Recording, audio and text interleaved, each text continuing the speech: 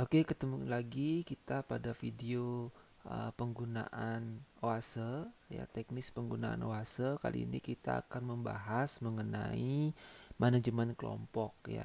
Seperti yang kita ketahui, uh, Oase ini sudah terintegrasi dengan SIMAK. Jadi ketika kita mendaftarkan mata kuliah kita untuk menggunakan Oase di SIMAK, maka secara otomatis mahasiswa akan uh, include di dalamnya, ya. Mahasiswa yang mengambil mata kuliah kita akan include di dalamnya.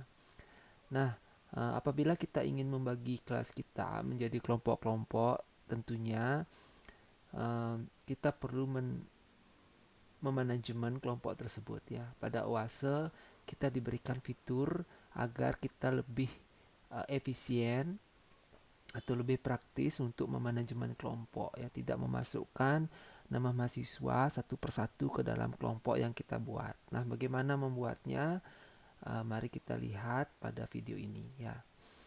Jadi untuk pertama, tentunya Bapak dan Ibu sudah tidak asing lagi, ya, dengan tombol ini, ya, tombol ini untuk melakukan setting pada course kita.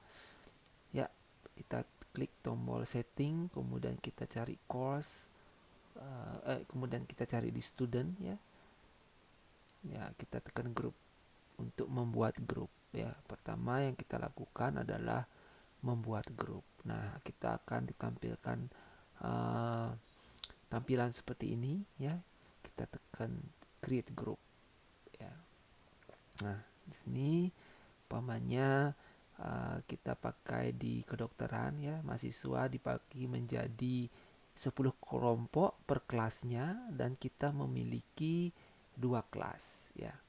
Jadi pertama kita bikin grupnya dulu. Jadi kita akan bagi sesuai dengan kelompok SGD, yaitu A1 sampai A10, kemudian B1 sampai B10. Ya, di sini nama grupnya A1, kemudian grup ID bisa kita kosongkan, grup description kalau diperlukan boleh diisi, ya. Kalau enggak, ini bukan hal esensial untuk diisi, ya. Nah, yang penting di sini kita bisa setting enrollment key-nya, ya. Kita bisa setting umpamanya A1, ya, A1, ya, A1. Jadi yang lain bisa dikosongkan, kita save change, ya. Kemudian kita jadi password must be at least 8 character long. Jadi kita bisa tambah, ya.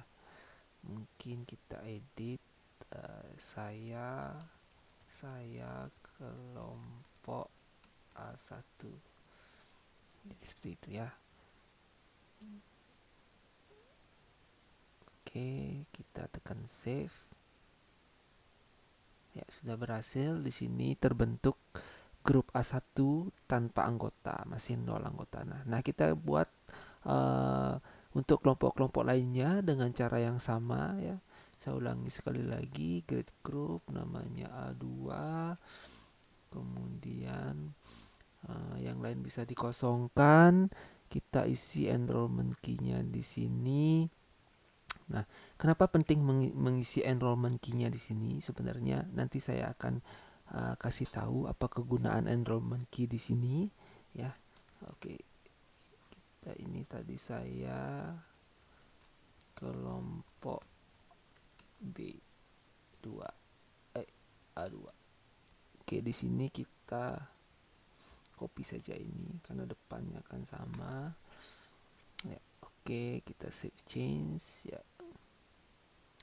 Kemudian kita create group lagi, ya, kelompok A3, ya. Kemudian ini saya kelompok A3. Oke, save change. Oke, dan seterusnya kita buat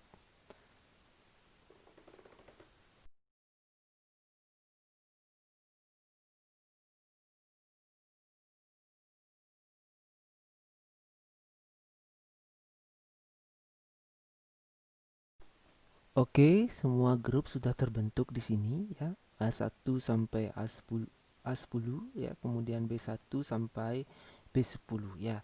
Di sini penamaannya mungkin jadi tidak berurut ya. Jadi nanti bapak-bapak atau ibu-ibu kalau mau berurut karena ya sistem komputer ya. Jadi A10 ini dianggap karena depannya satu akan di sort setelah angka satu ya. Untuk solusi ini bisa dibuat kelompoknya A01, A02, A03 dan seterusnya. Nanti A10 atau B10 itu akan akan diurutkan setelah A09 atau B09 ya, jadi lebih berurut. Oke, itu nggak masalah besar sih, tapi untuk biar terlihat rapi nanti Bapak Ibu bisa pakai metode itu ya, ditambahkan 0 untuk angka satuan ya. Oke, nah ya, ini kelompoknya sudah terbentuk ya, jadi kita biarkan begini. Kemudian ini ada 20 grup dan ingat tadi ini adalah 20 grup dari 2 kelas. Maka kita akan membuat kelasnya sekarang. Jadi di sini ada grup, ada grouping. Grup ini adalah grupnya.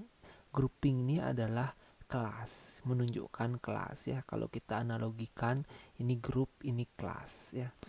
Jadi kita bikin grouping dan kita perlu create grouping ya. Jadi ini terdiri dari dua kelas, yaitu kelas A ya. Oke, ini kelas A, kita save change.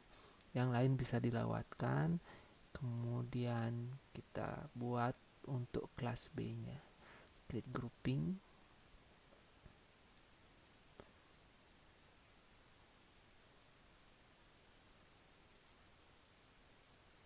Ya, ini kelas B. Kelas B ya. Oke, kita tekan save change. Nah, sudah ada 2 kelas dan 20 grup ya. Sekarang kita akan masukkan grup-grup tadi ke kelas yang bersangkutan ini ya, untuk menambahkan grupnya. Icon orang tersebut. Nah, kemudian kita select ini jadi add or remove group of class A ya. Jadi kita klik di sini, kita tekan shift ya. Jadi kita select semua A1 sampai A10 ya. Lalu kita tekan add ya. Oke, sekarang kita back to grouping ya. Jadi ya. Jadi di sini sudah terlihat ya, kelas A terdiri dari grup A1 sampai A10 ya.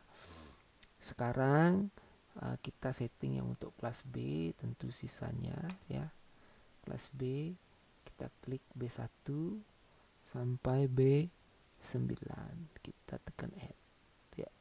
Jadi ini akan pindah di sini ya, akan pindah di sini existing member. Jadi kita udah ya, kita back to grouping.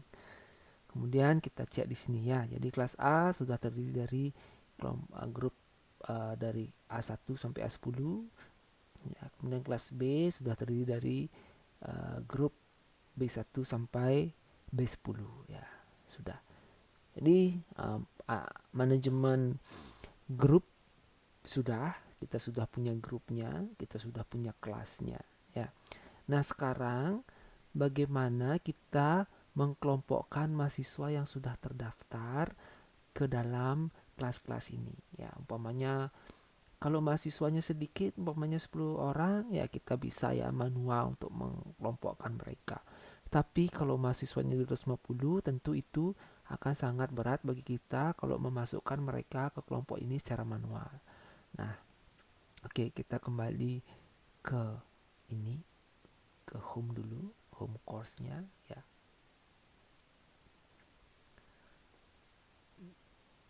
Ya. Sekarang kita akan membuat ya manajemen kelompok ya. Jadi manajemen kelompok atau mahasiswa sendiri yang memilih kelompoknya ya. Jadi kita serahkan ke mahasiswa masing-masing untuk memilih kelompoknya sesuai dengan yang telah ditentukan ya. Misalnya sesuai dengan kelompok SGD kalau di FK ya. Oke, jadi kita add activity. Tentunya sebelum bisa meng-add activity ini, Bapak Ibu aktifkan kolom turn editing on di sini ya. Oke, kita ulang lagi. Add an active. Oh sorry, jangan di sini aja. Oke, boleh di atas. Add activity ya. Kita cari di ini group choice ya. Nama fiturnya adalah, nama activity-nya adalah group choice ya. Kita klik di sini. Lalu kita tekan add. Oke. Nah, di sini akan ada kita akan dihadapkan seperti halaman ini ya. Namanya adalah pemilihan grup ya. Pemilihan grup. Misalnya namanya seperti itu ya. Atau pendaftaran grup ya boleh. Ya, pendaftaran grup ya. Oke, mungkin bisa diisi deskripsi mungkin ya.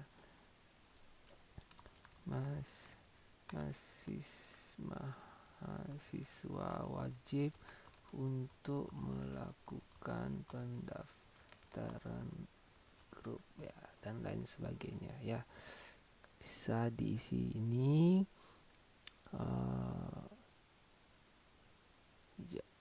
Ini jangan dicentang ya, ini allow enrollment to multiple group ya, karena setting grup kita adalah satu mahasiswa adalah dari satu grup, kita jangan cek ini. Tapi kalau memang settingan yang kita butuhkan satu mahasiswa bisa menempati beberapa grup, silahkan dicek ya. Ya, ini dibiarkan saja publish resultnya, jadi mahasiswa tahu grupnya, kemudian ya bisa diupdate apa enggak. Umpamanya ada kesalahan, apa boleh mahasiswa mengupdate ya. Kalau saya tak kasih yes, seandainya dia salah memilih, jadi dia masih bisa mengupdate pilihan grupnya ya. Ini tak perlu ya, karena dia harus memilih grupnya. Tidak perlu ada kolom unanswered. Kemudian limit the number of response allowed. Ini kalau tidak mengerti maksudnya ya, Bapak Ibu bisa mencek ini ya. Apa sih dimaksudnya? Ya, ini untuk membatasi jumlah grup ya. Jumlah grupnya. Umpamanya kita membatasi jumlah grupnya maksimal, kita enable maksimal 13, bisa ditulis 13 di sini ya. Tapi dalam hal ini kita tidak perlu, karena mahasiswa sudah ditentukan grupnya sebelumnya. Kita bisa disable saja, biarkan saja disable ya. Tapi umpamanya grupnya belum terbentuk, Bapak dan Ibu ingin membatasi jumlah maksimal dalam grup, karena seperti yang kita ketahui ada grup populer ya. Nanti kalau kita tidak batasi, nanti grup itu yang akan banyak memilih, dan di satu sisi ada grup yang tidak ada anggotanya ya, atau yang kurang anggotanya. Jadi di sini bisa di setting enable ya, dan batasi jumlah setiap grupnya. Pada dalam hal ini kita tidak perlu karena anggotanya sudah ditentukan ya. Oke, kita sudah selesai. Yang lain kita bisa lewatkan ya. Kita tekan save and return to the course. Oh, ada yang kelupaan. Oh ya, bisa. Jadi di sini akan ditunjukkan ya, kalau kita membentuk grouping ya, di groupingnya yang ditunjukkan. Apabila pilih grouping ini, kemudian kita add grouping di sini, maka ya di sini akan dimasukkan grup-grup yang include ke dalam grouping tersebut, tuh include dalam kelas tersebut ya. Jadi lebih praktis, tidak usah dibuka lagi ya. Di grup ini ada kelas apa saja, tidak usah, langsung aja di ini ya. Oke, ini grup-grup yang bisa dipilih oleh mahasiswa ya. Di sini kita perlu select ya, kita save and return to the course. Oke, ya di sini jadi tampilannya seperti ini ya. Jadi tampilannya seperti ini. Nah, untuk melihat bagaimana mahasiswa melihatnya nanti, kita bisa ubah role kita menjadi mahasiswa ya. Klik di NIP kita ya, switch role to, jadi kita sebagai student ya. Lalu kita simulasikan ini, klik pendaftaran grup ya, jadi seperti ini ya. Jadi mahasiswa bisa memilih dia mau grup berapa ya, kemudian save my choice, jadi seperti itu ya. Jadi mahasiswa memilih dia maunya grup apa, dan dia bisa save my choice, maka secara otomatis mahasiswa tersebut akan masuk ke grup yang diinginkan ya, atau yang sudah ditentukan ya. Oke, demikian tadi penambahan manajemen grup.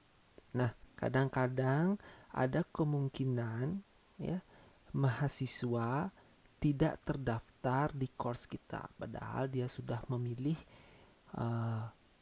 mata kuliah kita. Nah, agar kita tidak repot memasukkan mahasiswa ini ya, mahasiswa-mahasiswa yang tidak terdaftar ini ke dalam grup, mendaftarkan dia secara manual. Jadi kalau dia tidak masuk, jadi dua langkah yang perlu kita lakukan: mendaftarkan dia secara manual dan memasukkan dia ke dalam grup. Nah, dua step ini bisa di skip ya. Dengan pertama tadi tentunya kita harus membuat enrollment key. Saat pembuatan grup itu membuat enrollment key untuk masing-masing grup yang kita buat ya. Kemudian untuk mengatasi masalah pendaftaran, kita bisa setting ini, klik di sini. Nah, baru muncul seperti ini. Oke, sekarang kita klik enrollment method ya di student, kemudian kita klik enrollment method. Ya, di sini kita akan dihadapkan seperti ini ya. Ya, kita bisa choose ya, umpamanya self enrollment. Ya, ini kita bisa pilih pendaftaran course ya, pendaftaran atau pendaftaran itu aja ya. Kemudian nah, lalu existing normalnya kita biarkan saja ini. Nah, di sini ada enrollment key juga ya. Ini adalah enrollment key umum yang digunakan. Yang dimasukkan di sini adalah enrollment key umum ya. Kita bisa setting ya, tapi tidak akan digunakan, bukannya TOEFL 20 ya. Sorry, 2020. Nah, ini adalah enrollment key ya, secara umum masuk. Kalau mahasiswanya menggunakan enrollment key ini ya, dia akan hanya terdaftar tapi tidak otomatis masuk ke grup ya. Nah, apabila kita ingin mahasiswa itu mendaftar dan langsung masuk ke grup yang dituju ya, kita harus menggunakan enrollment key group. Jadi di sini use group enrollment keys, kita setting yes. Kalau kita setting yes, maka group enrollment key yang akan digunakan, bukan enrollment key ini. Jadi seperti tadi di grup A1 kita ketikkan saya kelompok A1 ya. Jadi enrollment key-nya adalah itu ya. Maka dia akan langsung terdaftar dan masuk ke grup A1 ya. Oke, jadi cukup ini saja. Kita yes, yang lain bisa kita biarkan saja settingannya. Kalau mau tahu lebih lengkap apa yang dimaksud dengan ini ya, dengan item-item ini, silahkan klik tanda tanya ini ya. Di sana akan dijelaskan apa maksudnya ya. Jadi by default ini sudah disetting di Oase untuk setting standar ya. Jadi oke, dibiarkan saja. Ingat ini setting yes, kemudian kita tekan. Ini juga penting ya, bisa ditambahkan custom welcome message. Jadi di sini saat mahasiswanya mendaftar, dia akan mendapat email notifikasi ya. bisa kita setting dari no replay atau dari course kontak. Kalau course kontak nama kita yang akan muncul seperti kita yang mengirimkan email, atau dari form no replay. Saya lebih suka no replay saja ya, biar tidak mahasiswanya membalas terima kasih dok seperti itu ya. Jadi menuhin inbox. Jadi bisa pilih aja from no replay. Kita bisa pilih tulis di sini message-nya, selamat Anda sudah terdaftar sebagai pesertaku ujian ya. Ini karena contoh ya, jadi ini oke. Bisa tulis apa saja di sini untuk metodenya. Jadi kemudian kita add metode ya. Nah, saya berhasil. Di sini akan muncul metode pendaftaran ya. Bagaimana ini penampakannya pada mahasiswa, sekarang kita lihat ya. Oke, sekarang kita akan melihat tampilan dari pendaftaran kita, pendaftaran course kita di sisi mahasiswa ya.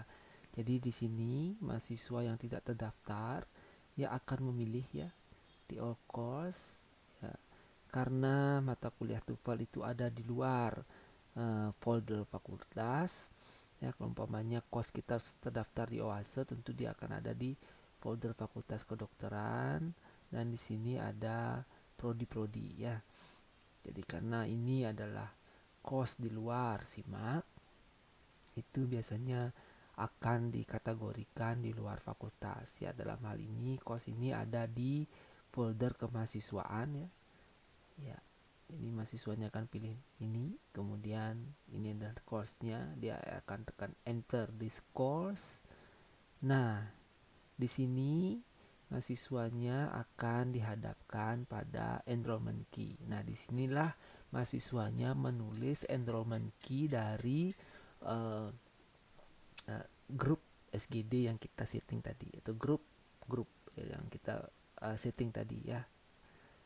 Oke, jadi anggap saja mahasiswa ini sudah ditentukan ada di kelompok A2, maka dia akan memilih saya kelompok A2 ya. Dan akan menekan enroll me ya.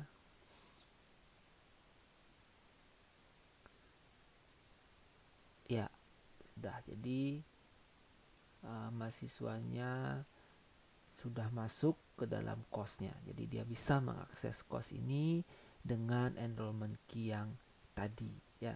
Kemudian kita akan melihat di sisi kita sebagai dosen ya, mahasiswa ini dengan menggunakan enrollment key apakah sudah benar masuk ke dalam grup SGD A2 ya, atau grup A2 yang sudah dia tentukan tadi ya. Mari kita lihat. Oke, kita sudah kembali ke course kita di mana kita memiliki role sebagai manajernya ya. Terlihat dari NIM kita ya. Jadi di sini kita bisa melihat apakah mahasiswa tadi ya sudah masuk ke dalam course kita ya. Kita bisa ketik participant ya.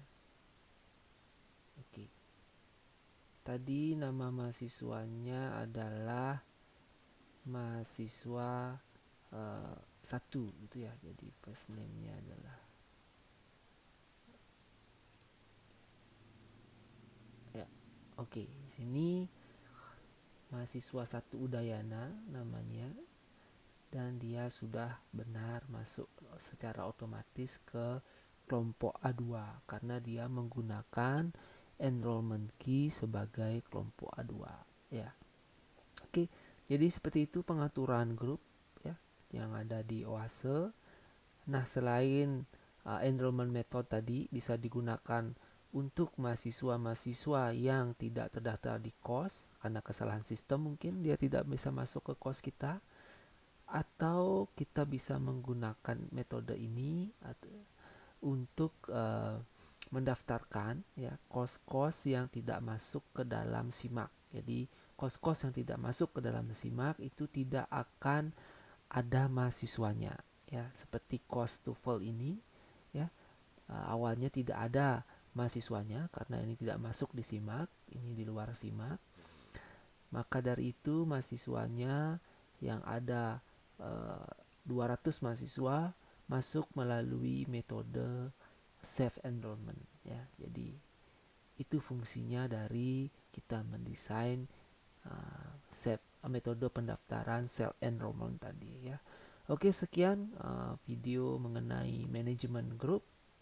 Semoga bermanfaat. Terima kasih telah menyaksikan.